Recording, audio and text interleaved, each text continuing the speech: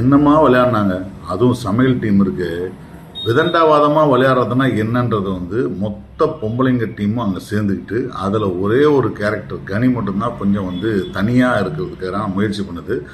அவங்க பண்ணது கூட வந்து பார்த்தீங்கன்னா இவங்க பண்ணுறது அநியாயன்றதை தாண்டி நான் ஒரு அன்பானவள் அப்படின்னு காட்டுறதுக்காக பண்ணதா இந்த டீமில் இருக்க டீம்மேட்ஸே சொல்லிட்டு இருக்காங்க.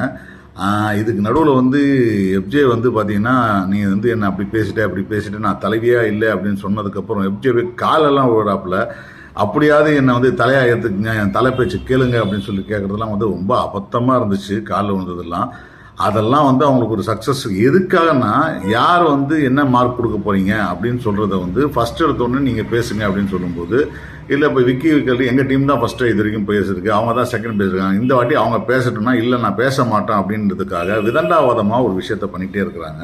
அந்த விதண்டாவாதம் பண்ணதை வந்து வெப்சைட்டை சொல்கிறாங்க, அதே அவங்க விட்றா எவ்வளோ ராத்திரி ஆனாலும் பரவாயில்ல அவங்களே பேசுவாங்க, பிக் பாஸ் பேச வைப்பார், நீ வந்து பயப்படாத அப்படின்னு சொல்லி கேட்காம காலெல்லாம் விழுந்து போய் அது அவமானமாகி போயிடுச்சு. ஆனால் அவங்க தான் ஃபஸ்ட்டு பேசினாங்க. எல்லாருக்கும் மார்க்கே கொடுக்காம வந்து பயங்கரமாக 0 மார்க்குன்னு சொல்லிட்டு போனாங்க.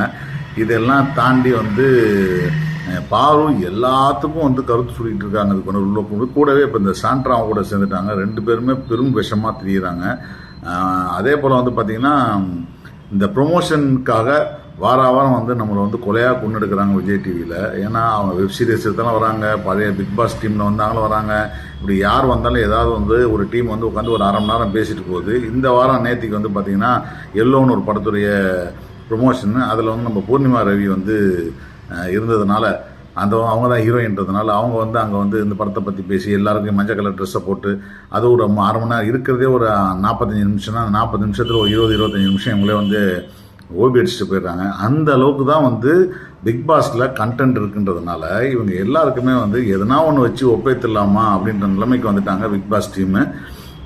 அதுக்கப்புறம் பார்த்திங்கன்னா ஒன்றும் பெருசாக இது இந்த வாரத்தில் வந்து இந்த எபிசோடில் வந்து நடக்கலை. ஏன்னா கடைசியில் வின் பண்ணது வந்து நம்மளுடைய விக்கி விக்கல் டீம் தான். அந்த விக்கி விக்கல் டீம் வின் பண்ணுறதுன்றது அவங்க மார்க்கே நமக்கு தெரிஞ்சு போச்சு. அதனால் ஒன்றும் பெரிய விஷயம் கிடையாது. ஆனாலும் இந்த சாண்ட்ரா கும்பல் கனியை வந்து தனியாக ஒதுக்கி வைக்கிறதுக்கான முயற்சிகள் பண்ணுறாங்க. கனியை நான் தனியாக அடிக்கிறேன் போடா அப்படின்ற ரேஞ்சுக்கு அவங்க ஒரு விஷயத்த பண்ணுறாங்க.